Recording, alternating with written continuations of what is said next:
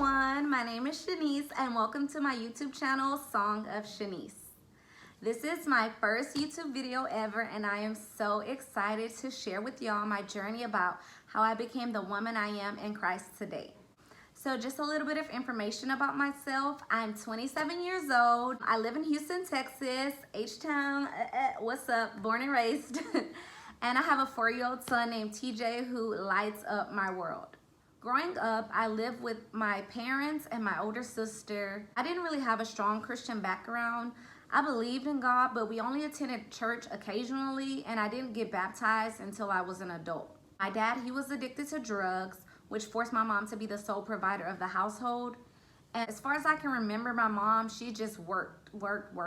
Even, like when she got off from work, she would do hair on the side as a beautician. And she was a great provider. She bought my sister and I whatever we wanted, but she failed to show us love through affection.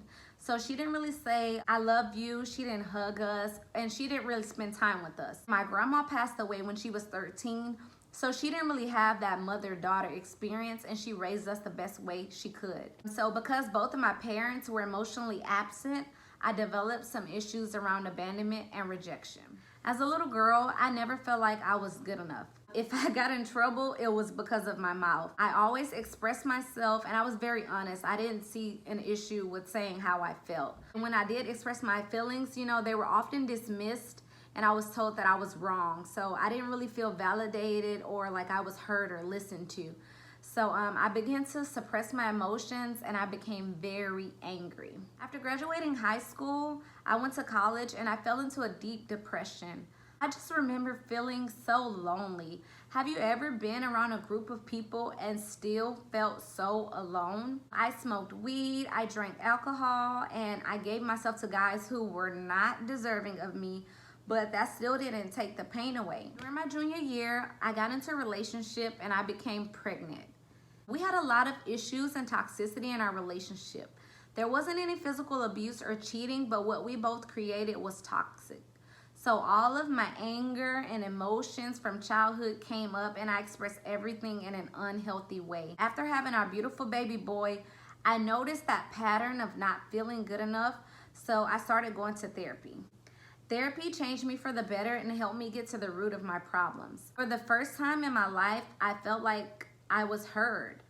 Like I felt like what I said mattered, like someone actually was listening to me. I learned that anger is a secondary emotion and is used to cover up how you're truly feeling. Once I graduated college, I left TJ's dad and I felt like TJ deserved to have a mom that was emotionally stable and present. I didn't want to repeat the same cycle of abandonment and rejection that I had gone through. After the breakup, I started seeking God and reading my daily devotional. One of my high school friends, Julie, shout out to you, Julie, she would talk to me about God all the time, and she introduced me to my now home church.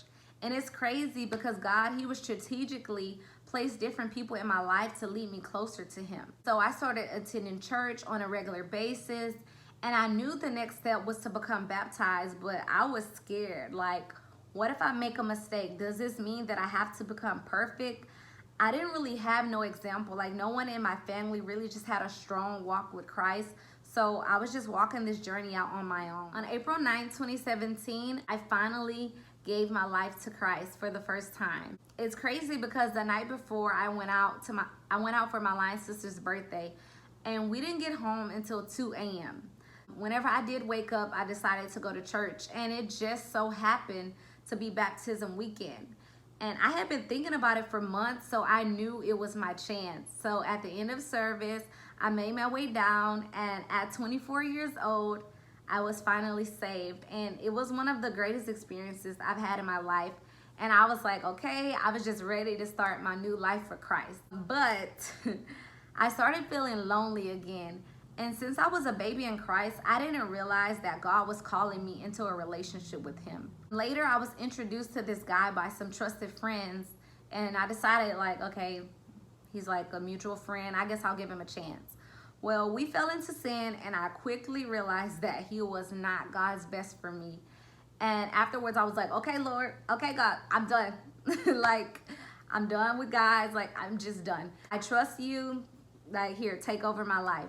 That time I was intentional. So I started watching sermons and reading my Bible and, you know, just spending time with God. I desperately wanted to hear his voice. In 2018, I completely surrendered my life to Christ. I will never forget this. I was ironing clothes one morning and God told me, you have more trust in your friends to choose a mate for you than me. Excuse me? You know what they say, don't nobody offend you like God. And it hurt my heart because it was true. From that day forward, I vowed to never give my body up until my wedding day. And I told God that I trusted him to choose his best for me.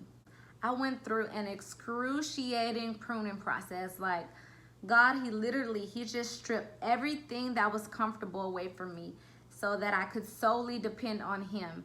And I'm telling you, it was me and God that year. Like, I barely went out. Mostly I stayed in the house. I was watching sermons, reading my Bible, spending time in God's presence, and just fasting. Like, 2018, I fasted majority of the entire year. Today, I've been celibate for over 2 years.